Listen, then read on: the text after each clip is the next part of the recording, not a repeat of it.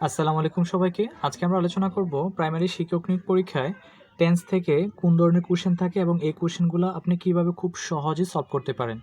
সম্পূর্ণ ভিডিওটি একটু সময় নিয়ে দেখতে থাকুন। আশা করি আপনার এক্সামের জন্য খুবই হেল্পফুল হবে এই ভিডিওটি। চলুন শুরু করা যাক। দেখুন এখানে আছে he dash at this moment. এখানে এই ফিল ইন দ্য গ্যাপসটাতে কী হবে?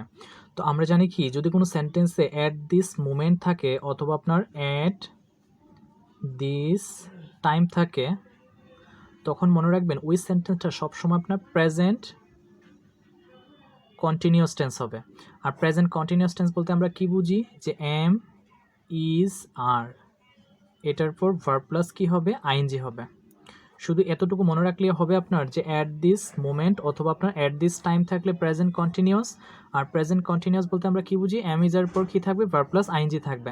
তার মানে এখানে যেহেতু অ্যাট দিস মোমেন্ট আছে, অবশ্যই এখানে কী হবে? প্রেজেন্ট কন্টিনিউয়াস হবে। তার মানে আমরা জানি হি এর পর কী হয়? ইজ হয়। তো এম ইজ এর পর কী হবে? ভার্ব প্লাস আইএনজি, এখানে আছে ওয়ার্কিং। তার মানে he is working at this moment. এটি হচ্ছে এখানে কি কারেক্ট আনসার। এরপর দেখুন এখানে আছে they dash at that time. এখানে ছিল অ্যাট দিস মোমেন্ট, এখানে আছে অ্যাট দ্যাট টাইম। মনে রাখবেন অ্যাট দ্যাট টাইম অথবা আপনার অ্যাট দ্যাট মোমেন্ট যদি কোনো সেন্টেন্সে থাকে তখন সেটা হবে আপনার পাস্ট কন্টিনিউয়াস টেন্স। আর পাস্ট কন্টিনিউয়াস বলতে আমরা কি বুঝি? ওয়াজ এবং ওয়ারের পরে আমরা কি বসাবো? ভার্ব প্লাস আইএনজি বসালেই হয়ে যাবে। শুধু এই জিনিসটা আপনাকে মনে রাখতে হবে, দিস থাকলে কি হইতেছে? Present continuous. আর এখানে আছে দ্যাট, দ্যাট থাকলে হইতেছে আপনার পাস্ট কন্টিনিউয়াস। তার মানে এখানে যেহেতু আছে অ্যাট দ্যাট টাইম অথবা অ্যাট দ্যাট মোমেন্ট থাকলে আমরা কি বসাবো? Past continuous. আর পাস্ট কন্টিনিউয়াস বলতে আমরা কি বুঝি? ওয়াজ এর পর কি হবে? Verb plus ING. তার মানে এখানে আছে দে, দের পর তো আর হবে না, যেহেতু এটা প্রেজেন্ট কন্টিনিউয়াসে হচ্ছে না, হবে হচ্ছে পাস্ট কন্টিনিউয়াস। তো দের পরে হবে ওয়ার, এরপর আছে verb plus ING, were dancing. তার মানে they were dancing at that time. এটাই হচ্ছে এখানে কি কারেক্ট আনসার। শুধু এই জিনিসটা মনে রাখবেন, at this moment at this time থাকলে হচ্ছে আপনার প্রেজেন্ট কন্টিনিউয়াস। আর at that time at that moment থাকলে হবে আপনার past continuous.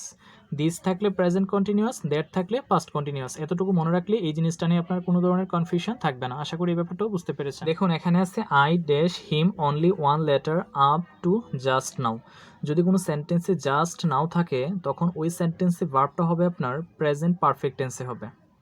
Present perfect tense, এই জিনিসটা আপনাকে মনে রাখতে হবে যে জাস্ট নাও থাকলে কি হবে? Present perfect.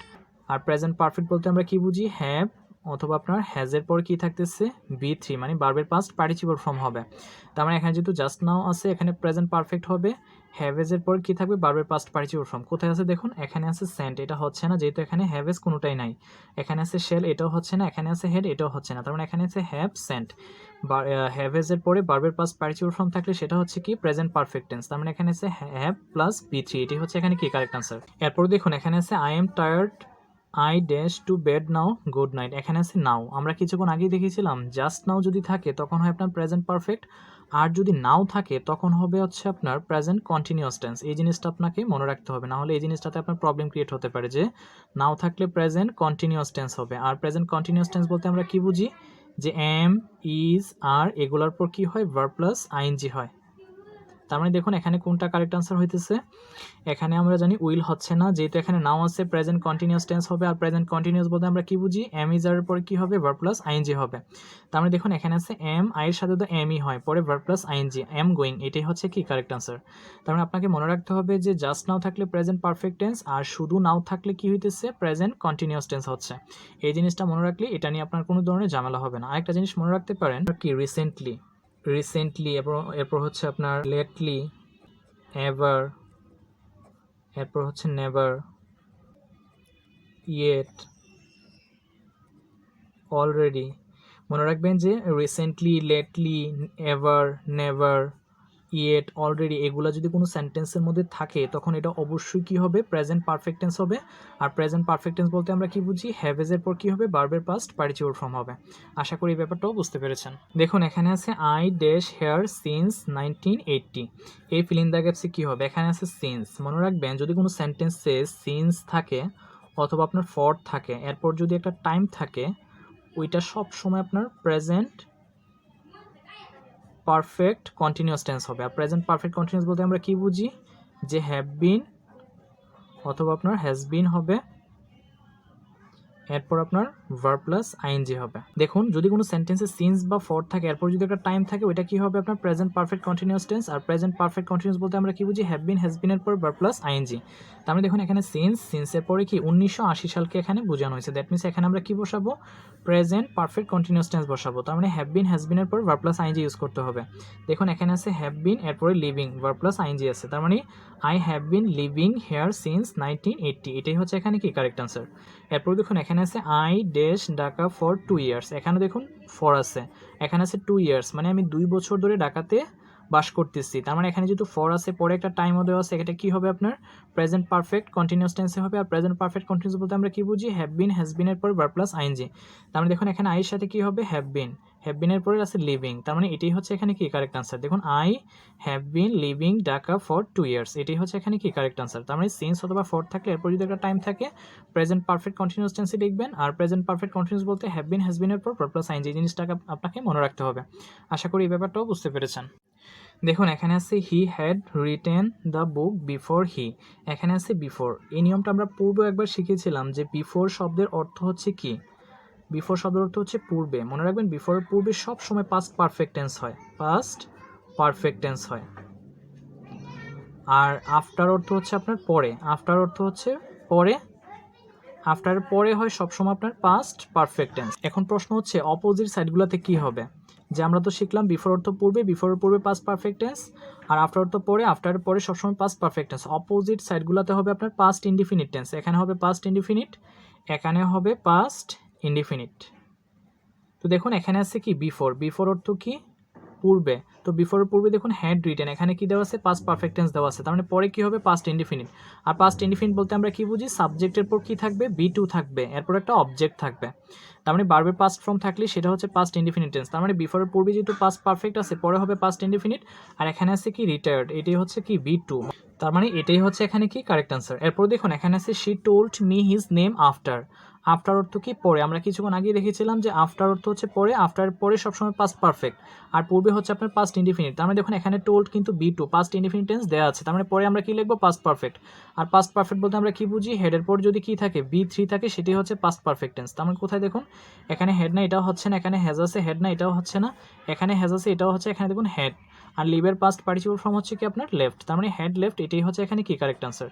তার মানে আপনাকে এই জিনিসটা মনে রাখতে হবে যে বিফোর অর্থ হচ্ছে পূর্বে, বিফোরের পূর্বে পাস্ট পারফেক্ট, আফটার অর্থ হচ্ছে পরে, আফটারের পরে সবসময় কি পাস্ট পারফেক্ট, আর অপোজিট সাইডগুলোতে সবসময় পাস্ট ইনডিফিনিট টেন্স হবে। দেখুন এখানে আছে by the middle of the 21st century the computer dash a necessity in every home.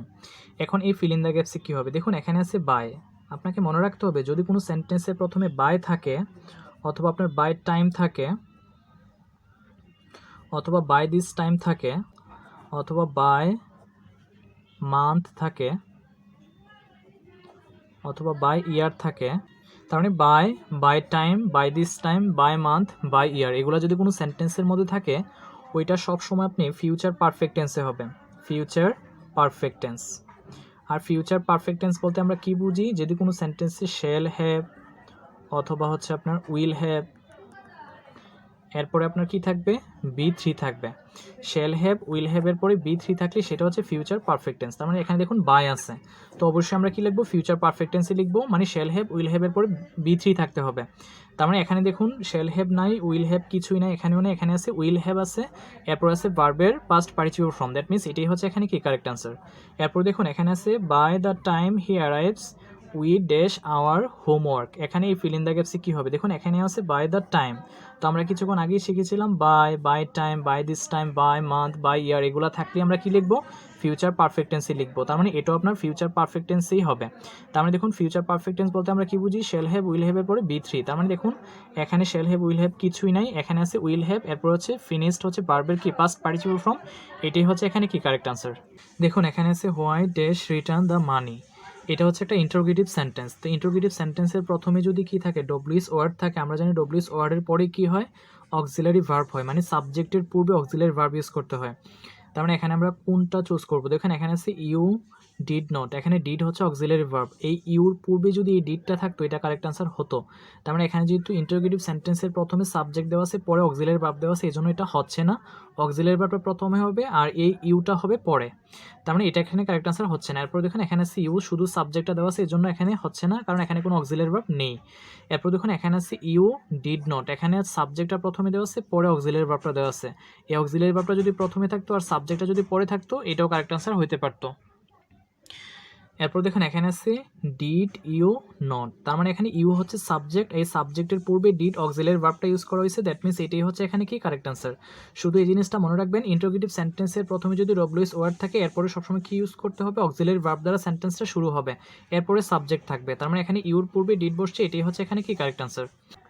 এরপর দেখুন এখানে আছে when I looked out of the window, এখানে কি হবে, আমরা জানি হোয়েনের সাথে যে সেন্টেন্সটা থাকে এটা যদি পাস্ট ইনডিফিনিট টেন্সে থাকে, মানে ভার্বের পাস্ট ফর্ম থাকে, এটার মধ্যে অপোজিট সেন্টেন্সটা হবে আপনার past continuous tense, past continuous tense. একটু খেয়াল করুন, হয়েনের সাথে যেহেতু এখানে লোকড পাস্ট ইনডিফিনিট টেন্সে আছে, এখানে আমরা কি লিখবো, পাস্ট কন্টিনিউয়াস লিখবো। আর এখানে যেহেতু হয়েনের সাথে যদি প্রেজেন্ট ইনডিফিনিট টেন্স থাকতো, এখানে আমরা প্রেজেন্ট কন্টিনিউয়াস টেন্স লিখতাম। তার মানে দেখুন এখানে যেহেতু পাস্ট টেন্স আছে, এখানে কি হবে, পাস্ট কন্টিনিউয়াস। তো পাস্ট কন্টিনিউয়াস নিচের কোনটা আছে, দেখুন এখানে আছে ইট ওয়াজ রেইনিং, এটা হচ্ছে পাস্ট কন্টিনিউয়াস, ঠিক আছে। এখানে আছে ইট ওয়ার রেইনিং, এখানে আছে ইট ইজ রেইনিং, এখানে ইট ইজ রেইনিং যেহেতু প্রেজেন্ট কন্টিনিউয়াস আছে, এটা হচ্ছে না। আর এখানে আছে ইট রেইনড, এটা তো হবেই না। এখন এটা হবে নাকি এটা হবে, তো আমরা জানি ইটের পরে সবসময় কি হয়, ওয়াজ হয়, ইটের পরে কখনোই ওয়ার হয় না, তার মানে এটাই হচ্ছে এখানে কি কারেক্ট আনসার।